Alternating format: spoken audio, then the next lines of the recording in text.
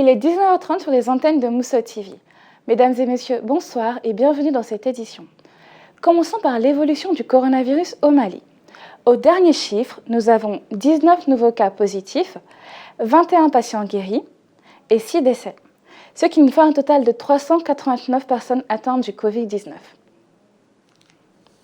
En Arabie Saoudite, après la flagellation, l'Arabie Saoudite abolit la peine de mort pour les crimes commis par des mineurs, qui devrait être remplacée par une condamnation de 10 ans dans un centre de détention pour mineurs.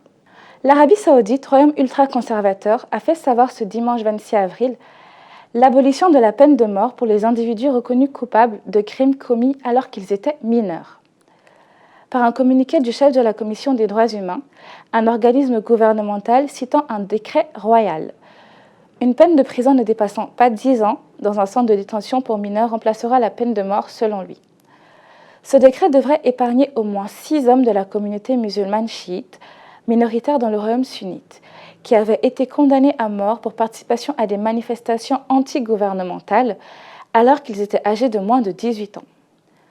Dans un rapport sur la peine capitale dans le monde, publié cette semaine, Amnesty International a affirmé que l'Arabie Saoudite avait exécuté un nombre record de personnes en 2019, malgré une baisse générale des exécutions dans le monde. Les autorités saoudiennes ont mis à mort 184 personnes l'année dernière, soit le nombre le plus élevé jamais enregistré par Amnesty en une seule année dans le pays, a-t-elle précisé. L'homicide, le viol, le vol à main armée, le trafic de drogue, les attaques à main armée, la sorcellerie, l'adultère, l'homosexualité et l'apostasie sont passibles de la peine capitale dans le royaume, qui suit une version rigoriste de l'islam. Vendredi, la Commission des droits humains a annoncé que la Cour suprême avait décidé d'éliminer la flagellation comme peine potentielle. En Angleterre, le retour de Boris Johnson, qui était en convalescence depuis 15 jours après être tombé gravement malade du Covid-19.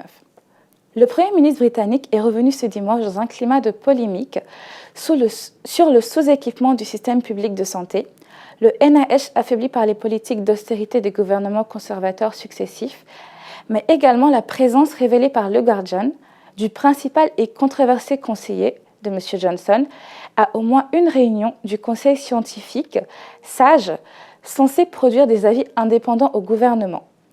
Il y a aussi le triste bilan de plus de 20 000 morts du coronavirus en milieu hospitalier, atteint samedi 25 avril, avec à ce jour 20 732 décès. Alors que Patrick Vallance, le conseiller scientifique en chef, affirmait fin mars que le pays s'en sortirait bien si ce palier n'était pas franchi. Il y a encore cet objectif officiel de 100 000 tests par jour d'ici fin avril qui semble bien difficile à atteindre, sans compter l'absence d'une stratégie articulée de sortie du confinement, alors que le pic de la pandémie dans le pays aurait été atteint autour du 10 avril.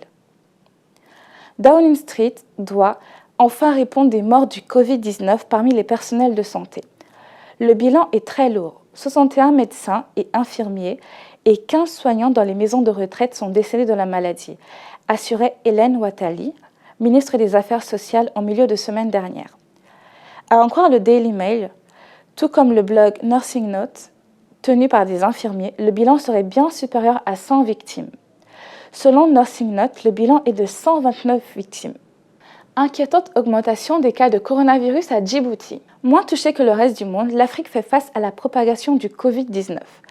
Les derniers chiffres font état de 9 086 guérisons pour 30 305 cas confirmés et 1 375 décès dans 52 pays. À Djibouti, le nombre de cas a multiplié par 6. Le ministère de la Santé a indiqué dimanche que le nombre de personnes positives est passé de 168 à 1008.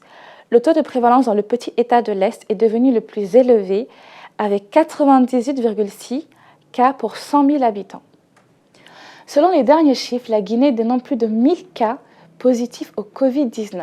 L'épidémie causée par le nouveau coronavirus progresse rapidement dans le pays.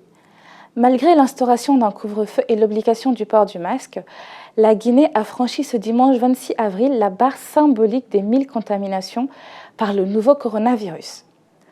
L'épidémie de Covid-19 progresse rapidement dans le pays, malgré l'instauration d'un couvre-feu et l'obligation du port du masque, ont fait savoir les autorités sanitaires. Nous avons enregistré pour la seule journée de dimanche 98 nouveaux cas qui font au total 1094 cas positifs et malheureusement 7 décès, a déclaré le porte-parole de l'Agence nationale de la sécurité sanitaire, ANSS, l'organe officiel de gestion de l'épidémie. En fin de soirée, l'ANSS a précisé que 225 personnes ont été déclarées guéries. D'abord relativement épargné, ce pays d'Afrique de l'Ouest a connu ensuite une progression rapide du nombre de cas. Plusieurs hauts responsables sont morts depuis la mi-avril après avoir contracté la maladie. Nous arrivons à la fin de cette édition. Merci de votre attention et nous vous souhaitons une très bonne suite de programmes sur Mosso TV.